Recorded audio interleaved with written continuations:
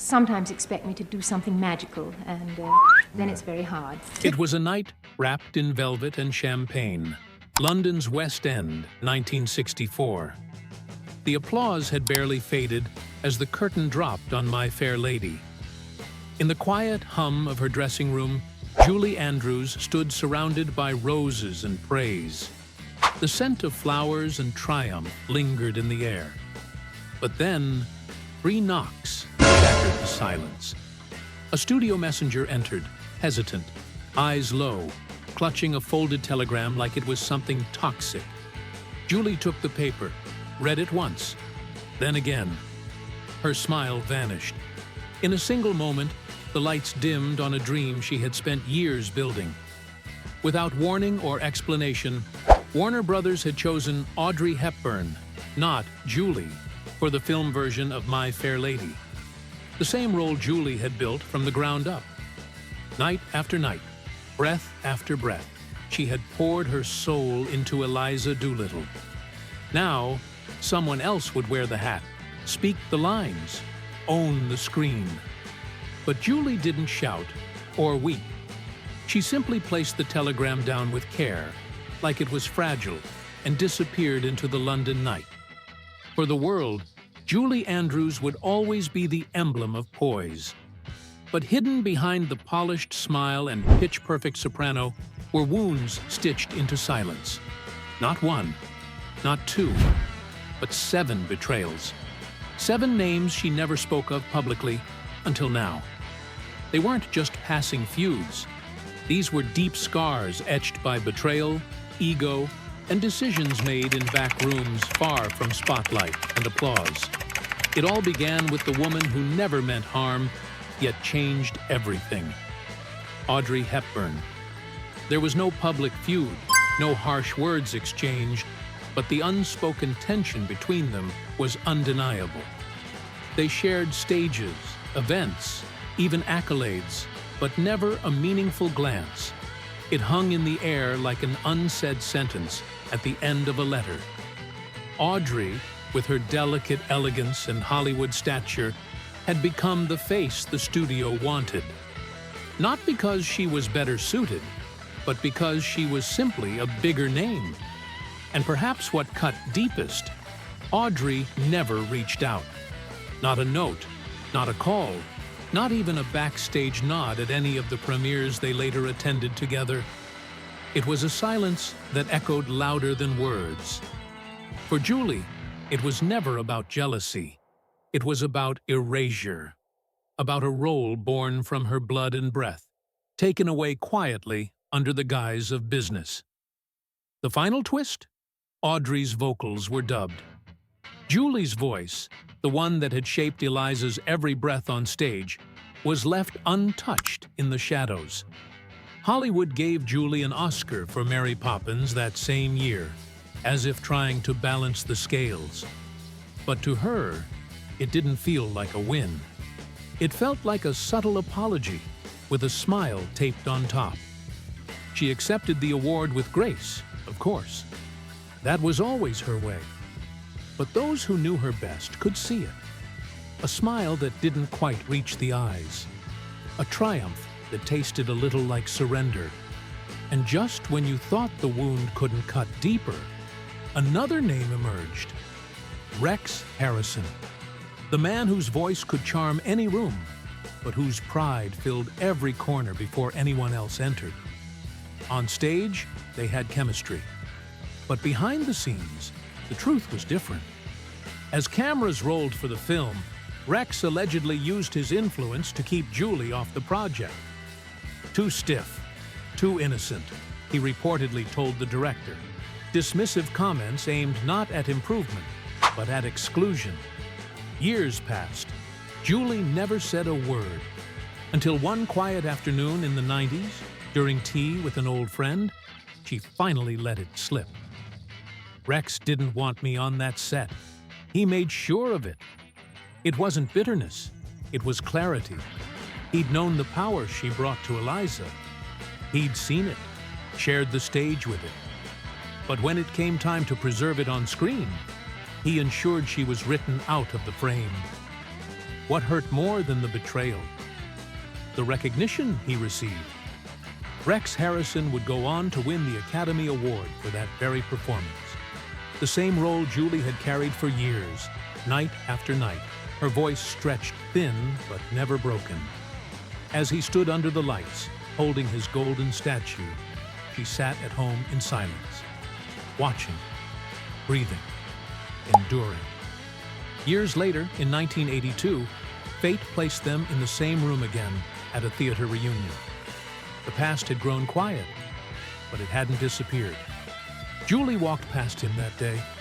No words, no glance, not even the soft courtesy of a nod.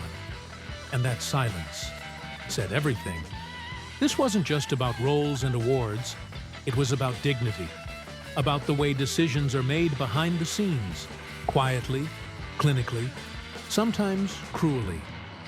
It was about what happens when greatness is sidelined in favor of headlines. And Julie Andrews, beneath all the sparkle and applause, knew exactly what that felt like. But here's the twist that makes this story more than a tragedy. It's that she never let it define her. Every step forward, every note sung afterward, carried a trace of what was taken. But it also carried something else. Resilience. The kind that doesn't shout, but survives. The kind that doesn't need to fight back, because time eventually tells the truth. There are moments when silence says more than words ever could. That day, in 1982, as Julie Andrews crossed paths with Rex Harrison, she didn't flinch. No greeting, no eye contact. Just a poised stride past a man she once shared a stage with. To those watching, it may have seemed like two icons lost in the shuffle. But to those who understood their history, it was a quiet, deliberate echo of a wound that never closed. This wasn't a dramatic confrontation. It was something colder, deeper. A bond broken not by words, but by a deliberate absence of them. Yet the sharpest wounds don't always come from co-stars. Sometimes they're inflicted by those we look up to. Henry Mancini, composer, legend, master of melodies that defined an era. He was the man whose music swept through film and television, a maestro whose very name carried weight. So when Julie was invited to collaborate with him in the early 70s for a televised performance, it felt like an honor. Her voice, his score, it seemed like a match destined to soar. And at first, it did. The orchestra warmed up, she took her cue, and the room was wrapped in magic. But then, the music stopped, abruptly. Mancini walked forward, looked her square in the eye, and said, "Let's do it again. This time, less choir girl, more woman." The room shifted. Bows lowered, breaths caught. It wasn't just a musical note he criticized, it was something more intimate, something personal. Julie didn't respond. She simply nodded, stepped back into place, and delivered a flawless take. But as the final note faded, she quietly collected her things and left. She never performed with him again. Years later, speaking to a friend in the soft flicker of a fireplace, she confided, "He didn't ask for a change in pitch.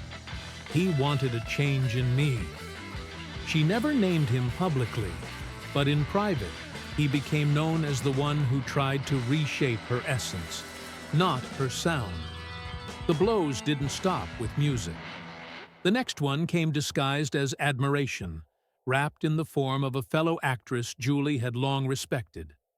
Emma Thompson, sharp, warm, intelligent, a woman Julie believed was carrying the torch of British theatrical brilliance. They'd exchanged laughs at events, shared champagne toasts, and passed each other like kindred spirits floating through decades of cinema. So, in 2005, when Emma began reimagining Nanny McPhee, Julie gently reached out through her agent. She wasn't asking for the spotlight, just a quiet nod, a cameo. a whisper to the legacy she helped build. But the answer came back cold. According to someone in the room, Emma's words were crisp, professional, and without hesitation. Julie's time has passed. We're looking for something more modern. It wasn't meant to be cruel, but it felt that way. Julie didn't protest. She just stepped aside, gracious as always. Yet later that evening, alone in her living room, surrounded by books and fading photographs, she murmured to a friend on the phone, "I guess there's no place for good manners in modern magic." She never watched the film, not out of bitterness, but because doing so would have made it all too real. It's often the ones you admire who leave the deepest bruises. And that truth echoed again in the form of another musical legend, Barbra Streisand. For years, fans dreamed of it, a duet, the fusion of two voices that shaped generations, Barbra's fire and Julie's precision. Record producers courted the idea, magazines teased it, Broadway insiders whispered of secret meetings. But it never happened. And the reason wasn't scheduling. It wasn't creative differences. It was something far more human. Rejection born in the shadows. Someone close to the situation once shared that Barbra had confided in a private circle, calling Julie technically flawless, but emotionally distant. That line, never meant to reach the public, eventually did. And when Julie heard it, she didn't explode. She didn't respond. But those who knew her noticed the shift, how she spoke less of duets and more of solo performances, as if she had quietly accepted that the dream collaboration was nothing more than a mirage. Not every harmony is meant to be sung together, she would later say to a confidant over tea in Surrey. She never criticized Barbra, not once. But the silence between them became its own kind of music, one filled with missed notes and melodies never shared. Each of these moments paints a portrait, not of a victim, but of a woman quietly navigating a world where grace is often met with indifference, where talent doesn't always win, where the ones you respect can sometimes be the ones who disappoint you the most. And through it all, Julie never raised her voice, never wrote a tell-all. She simply kept moving forward, carrying those moments with her, not as burdens, but as chapters in a life that's always been more complex than the screen ever showed. In the quiet corners of the industry, among the whispers and the awards, Julie Andrews became something even more powerful than a star. She became a symbol of dignity, of strength, of enduring class. The world saw the crowns, the gowns, the fairy tales. But behind that calm smile was a woman who knew what it meant to be overlooked, to be cast aside, to be reshaped by others' expectations and still come out whole. And maybe that's her true legacy. Not just the voice, not just the roles, but the way she held her head high when it would have been so easy to fall silent. There are moments in a performer's life when silence says more than any headline ever could. That's how Julie Andrews responded when a mutual friend quietly passed along Barbra Streisand's remark. It wasn't harsh, just distant. An offhand comment that Julie was too polished, too pristine, too precise. To anyone else, maybe it sounded like just another artistic opinion. But to Julie, who had always defended Barbra in public, called her a vocal force of nature, even stood by her when critics tore her apart, that comment carried weight. She didn't lash out. She didn't pen a rebuttal. She simply waited. And when asked in a later interview about the possibility of a duet, her answer landed with icy clarity. Some voices don't blend. 5 words, each one loaded. The dream of a cinematic musical pairing. Gone just like that. And what made it sting more? It wasn't from an enemy. It was from someone she once considered an equal in the realm of magic. But that loss, that small shattering, couldn't prepare her for the man who would break her voice. Not metaphorically, but literally. Blake Edwards wasn't just her director. He was her husband, her confidant, her closest creative partner. Their love was born in the golden haze of Hollywood, where careers and hearts often collide, and for years they looked like a perfect match. Her elegance, his edge. But then came 1981. On the set of S.O.B., Blake asked the impossible. Julie Andrews, beloved by generations for her grace and charm, was asked to step into a scene that stripped all that away. It wasn't the exposure itself that scarred her. It was who asked for it. Blake believed it was satire, an artistic rebellion against her typecasting. Julie hesitated, but she trusted him. What followed wasn't liberation. It was quiet collapse. The scene caused a media uproar. Fans didn't know what to make of it. And privately, neither did Julie. She later confided to a friend that the fallout from that moment changed something between them. Not just as collaborators, but as people. It wasn't anger she felt. It was disappointment. The kind that buries itself deep and only shows up in long silences and polite smiles. She had given him everything, her loyalty, her voice, her career, and he handed her a spotlight that burned. But no betrayal lingered quite like the first, the one wrapped in pixie dust. Walt Disney. The name alone evokes magic, wonder, childhood joy. And for Julie, it was the key to the world. Mary Poppins made her a household name, but it also put her in a box with no exit. At first, she adored Walt. Everyone did. He saw something special in her, purity, strength, light. But behind the admiration was a quiet expectation. Never break the illusion. Don't taint the brand. She wasn't just Julie anymore. She was Mary. Always. And that came with invisible chains. She longed to branch out, explore darker roles, show the world she was more than a musical marvel. But time and time again, studios politely declined. Not now, they'd say. Too risky. And slowly, her career became a waiting game, trying to evolve while everyone else clung to who they remembered. She once told a confidant during tea in the English countryside, "Walt gave me wings, but only if I stayed in the cage." That wasn't a bitter statement. It was resignation, the kind that builds over decades, not days. Julie didn't hate him.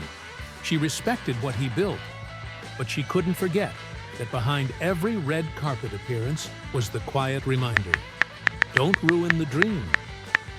Yet through it all, through every slight, every letdown, every icy word, Julie never let the bitterness consume her. She held her grace, her poise, her quiet strength. But now, at 89, the story she's telling is different. Not a song, a reckoning.